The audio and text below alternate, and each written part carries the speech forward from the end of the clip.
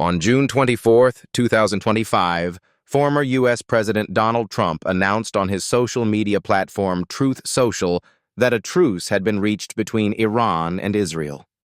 According to him, the parties agreed to cease fire 6 hours after the end of the current military operations. This statement caused a wide resonance in the international media, as the conflict between Iran and Israel had already reached a high degree of escalation by that time. Israeli Prime Minister Benjamin Netanyahu confirmed his country's readiness for a truce, noting that Israel had achieved all its key objectives during the military operation. He stressed that the threat posed by Iran's nuclear program and ballistic missiles had been significantly reduced. It was also claimed that Israel had allegedly established complete control over Tehran's airspace, but this information has not been confirmed by independent sources. Against the backdrop of diplomatic statements, there was no official confirmation from the Iranian side for a long time that it had agreed to a ceasefire. The Iranian Foreign Ministry, through its spokesman Abbas Araghchi, stated that there was no question of any agreement on Trump's terms. Moreover, Iran issued an ultimatum. Any agreement would only be possible with a complete cessation of Israeli aggression and the withdrawal of forces from the territories under its control. The situation changed dramatically when air raid sirens went off in several areas of Israel, including Tel Aviv and the south of the country, on the evening of June 24th. According to the Israeli Army and emergency services, rocket strikes were reported. According to official reports, 3 people were killed in Beersheba after a rocket hit a residential building, and 3 more were hospitalized. The Israeli Defense Forces said the rockets were fired from Iranian territory, and that operations to intercept them and launch retaliatory strikes had begun. Thus, within hours of the announcement of a ceasefire, the conflict returned to an active phase. This was further evidence that diplomatic statements without agreement between both sides have no stable basis in the context of acute military confrontation. The conflict between Iran and Israel has long gone beyond a regional confrontation and has become an element of global geopolitics. Both countries are actively fighting for influence in the Middle East, where control over resources, military superiority, and ideological confrontation remain key factors. Israel, which receives support from the U.S. and its allies, views Iran as an existential threat because of its nuclear program and support for anti-Israeli groups such as Hezbollah and Hamas. Iran, in turn, accuses Israel of aggression, violating the sovereignty of other states, and inciting war. Donald Trump's announcement of a truce came as a surprise, especially given that official diplomatic channels between Iran and the U.S. have been virtually non-existent in recent years.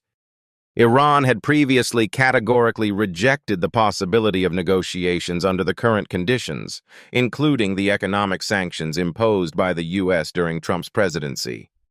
Therefore, many analysts viewed the ceasefire announcement as a political initiative aimed primarily at the domestic U.S. audience given the 2025 election campaign. From Israel's point of view, a truce on U.S. terms could serve as a way to consolidate the gains made in the military operation and strengthen international support. However, without Tehran's consent, any ceasefire remains a formality. Real agreements in the region are achieved either through intermediaries, such as Qatar or Oman, or through multilateral negotiations involving all interested parties. Unlike Israel, Iran bases its foreign policy on strategic autonomy and a network of allies in the region. One of the tools of Iranian policy remains the so-called proxy structures, armed groups operating in Lebanon, Syria, Yemen, and Iraq. Through these groups, Tehran exerts pressure on Israel and U.S. interests in the region without engaging in direct military confrontation. This model of conflict allows Iran to avoid a full-scale war while maintaining its influence and demonstrating its strength. The U.S., for its part, is interested in maintaining the status quo in the Middle East. Support for Israel remains a key element of U.S. foreign policy regardless of who is president. However, Washington's real leverage over Tehran has weakened significantly since the U.S. withdrew from the Joint Comprehensive Plan of Action nuclear deal in 2018. Attempts to restore dialogue have stalled, and Iran continues to demonstrate independence in its decision-making, especially in the military sphere. In addition, against the backdrop of a global security architecture that is being reshaped, the role of other powers, such as Russia and China, is becoming increasingly prominent. Both Moscow and Beijing maintain close ties with Tehran, supplying technology, weapons, and diplomatic support in international structures. This complicates the situation for the U.S. and Israel, creating a multi-layered crisis in which a direct settlement between the parties is becoming increasingly unlikely without taking into account the interests of third parties. Following Donald Trump's announcement of a truce, Iran has adopted a wait-and-see approach, without officially confirming its participation in the alleged agreement. Instead, Iranian Foreign Ministry spokesman Abbas Araghchi said that Iran had not reached a ceasefire agreement and was not negotiating directly with Israel. He stressed that any possible ceasefire would depend solely on the cessation of Israeli illegal aggression. These words were spoken amid continuing strikes on Iranian infrastructure and facilities in Syria and Iraq, where, according to Western intelligence, Iranian proxy groups have logistics hubs. On the same day, June 24th, Israeli early warning systems detected missiles being launched from Iranian territory. The shelling covered southern and central areas of Israel, including the city of Beersheba and the suburbs of Tel Aviv. The Israeli armed forces confirmed that the missiles were launched from Iran and crossed the airspace of Iraq and Jordan. According to emergency services, 3 people were killed and 3 more were injured. The Israel Defense Forces said that the Iron Dome and David's sling systems were activated, allowing some of the missiles to be intercepted, but some of them reached their targets. It is important to note that Iran, despite the powerful strikes, limited itself exclusively to military targets and did not use heavy weapons or long-range ballistic missiles. This indicates Tehran's strategic approach, to demonstrate strength and determination, but avoid a full-scale military conflict. A similar tactic has been used in the past. Iran's response is usually carefully calculated in terms of its impact on international opinion and the possible reaction from the U.S. and Israel. The Iranian leadership's response to the statements by the U.S. and Israel demonstrates its continued commitment to an independent foreign policy. After the missile strike, official Tehran stated that the actions were necessary and constituted a response to Israel's unprovoked aggression. At the same time, the Iranian side emphasized that it was not interested in further escalating the conflict, but reserved the right to respond if the attacks continued. This approach is consistent with Iran's previous strategy of controlled escalation. The essence of this strategy is to demonstrate military capabilities and political will through limited but symbolically significant strikes, while not crossing the line that could provoke a large-scale conflict. This tactic allows Iran to maintain domestic support, demonstrate independence from external pressure, and at the same time avoid a direct confrontation with stronger military opponents. In addition, Iran actively uses the media to shape a favorable image. Official channels present events as evidence of the failure of American diplomacy and a demonstration of Israel's weakness. This is accompanied by statements of readiness for peace, but only on terms that exclude foreign intervention and military pressure. In reality, such rhetoric serves more as a diplomatic cover than a genuine willingness to immediately resolve the conflict. It is also worth noting that no specific agreement on a truce with Iran has been presented by either the U.S. or Israeli sides. All statements were unilateral and were not backed up by joint documents or international mediation. This once again emphasizes that the ceasefire mentioned by Donald Trump was most likely an initiative with elements of political PR not backed up by real agreements between the parties to the conflict. One important element in the current perception of the Middle East conflict is the coverage of events in the international and especially Russian media. With relations between Russia and the West getting worse, the Russian propaganda machine is actively using any chance to hurt the image of the U.S., including the conflict between Iran and Israel. Channels aimed at a domestic Russian audience present developments as a clear failure of U.S. foreign policy and proof of Washington's decline in global influence. The key narrative promoted in these stories is as follows. The U.S. has allegedly lost control of the situation in the region. Its imposed truce plan has turned out to be a fiction, and Iran is confidently acting in accordance with its interests. Donald Trump is often portrayed in such materials as a politician seeking cheap publicity and incapable of securing real agreements. Israel, meanwhile, is presented as Washington's tool, unable to cope with threats without U.S. support. An example is a YouTube video titled, "The Truce is Over. All of Tel Aviv is on fire. Massive strikes by Iran. Trump's plan has failed," in which events are interpreted exclusively in terms of the defeat of American diplomacy and the symbolic defeat of Israel. Such stories are saturated with emotional rhetoric, deliberate exaggerations, such as the claim that all of Tel Aviv is on fire, and a plethora of assumptions that are not supported by facts. At the same time, sources of information are either not indicated or rely on anonymous Telegram channels and insiders. This approach not only distorts the real picture, but also reinforces distrust of official information. The goal of this kind of media coverage is to make people feel like the West is losing its position, and countries like Iran, China, and Russia are acting as alternative centers of power that can stand up to the U.S. This fits into a long-term strategy of information influence aimed at undermining the legitimacy of Western institutions. The peculiarity of Russian propaganda in this context lies not only in discrediting the U.S., but also in praising Moscow's allies, in particular Iran. In the rhetoric of its Kremlin media, Iran is portrayed as a sovereign state capable of standing up to the West, and its actions are presented as legitimate self-defense against Israeli aggression. This narrative also fits neatly into the ideological picture that the Kremlin is painting within Russia. The world is divided into the oppressive West and resisting independent powers.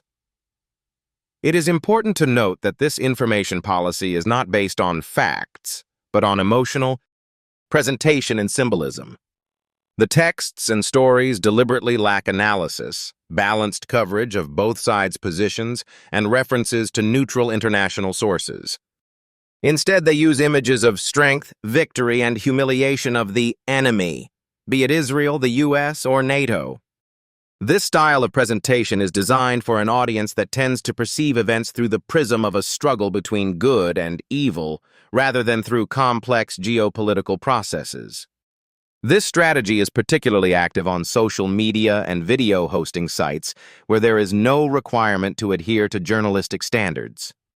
Theses such as "Iran has shown the U.S. its place," "Tel Aviv is in panic," and "Trump is saving face" are spread, which, despite the lack of confirmation, create the impression that this is the reality. As a result, public opinion is replaced by a propaganda construct that leaves no room for nuance, facts, or alternative points of view. Such media coverage of events contributes not only to internal ideological control in the countries where the propaganda originates, but also to the expansion of influence beyond their borders, especially in countries with antagonistic attitudes toward the U.S. In the long term, this complicates diplomatic efforts to de-escalate conflicts, as public opinion shaped by distorted information makes any compromise politically toxic.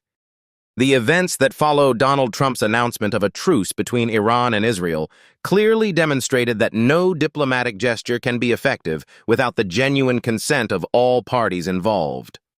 The formal statements made by the U.S. and Israel were not backed up by joint negotiations with Iran, mediation by third countries, or documented agreements. This makes the ceasefire nothing more than a declaration with no binding force. The rocket attacks on Israel on June 24th not only effectively derailed the diplomatic initiative, but also demonstrated Iran's readiness to engage in limited military action under pressure. Unlike Washington, Tehran acted from a position of strength, emphasizing that it would not follow external directives without its interests being met. The strikes on Israel, despite their limited nature, had serious consequences, both humanitarian and political. The deaths of civilians, the destruction of residential areas, and Israel's retaliatory strikes have once again brought the region back to a state of open confrontation. The U.S., in turn, found itself in a vulnerable position. On the one hand, Trump's statement was intended to demonstrate the success of American diplomacy, especially against the backdrop of domestic political pressure in the run-up to the elections. On the other hand, the inability to maintain the declared ceasefire called into question the effectiveness of the tough deal approach that had been actively promoted in previous years. This is not only a blow to the U.S.'s reputation as a security guarantor, but also a signal to other countries that without real guarantees and control mechanisms, statements by the U.S. administration may have no practical value. The likelihood of a full-scale war between Iran and Israel remains relatively low, not least because of the deterrent effect of external actors, including the U.S., Russia, and China. However, the risk of continued limited hostilities, attacks through proxy groups, and precision missile strikes remains. This model of low-intensity conflict allows the parties to avoid open confrontation while maintaining a high level of instability in the region. For Iran, it remains important to demonstrate its strength on the external front and strengthen its position domestically. Military actions are aimed both at deterring external aggression and at mobilizing society around the image of a threatened but defiant state. Israel will continue its policy of preventive action and is likely to strengthen cooperation with Western countries on cybersecurity, missile defense, and intelligence. In geopolitical terms, the situation has demonstrated the vulnerability of unilateral initiatives. Without the participation of all key players, including mediators and international structures, attempts to impose peace are doomed to failure. The regional balance of power remains unstable, and any careless action by one side could lead to a new round of escalation. Thus, the events of June 2025 have become a vivid lesson. Symbolic gestures and statements are no substitute for real negotiations based on the interests of all parties. Only a multilateral approach and work through diplomatic channels with the participation of neutral mediators can provide a chance for sustainable de-escalation. For now, the Middle East remains an arena for a struggle for influence, where peace is nothing more than a declaration with no solid foundation in reality. In a situation where each side of the conflict acts according to the logic of force, the international community has less and less room for compromise. But it is precisely at such moments that it is particularly important to demand the truth, seek sources of verified information, and maintain critical thinking. As observers and citizens, we cannot change geopolitics, but we can resist manipulation and demand accountability from those who speak on behalf of the world. Don't let words replace action. Follow the facts, think for yourself, and support those who are fighting for transparency, justice, and a genuine end to conflict.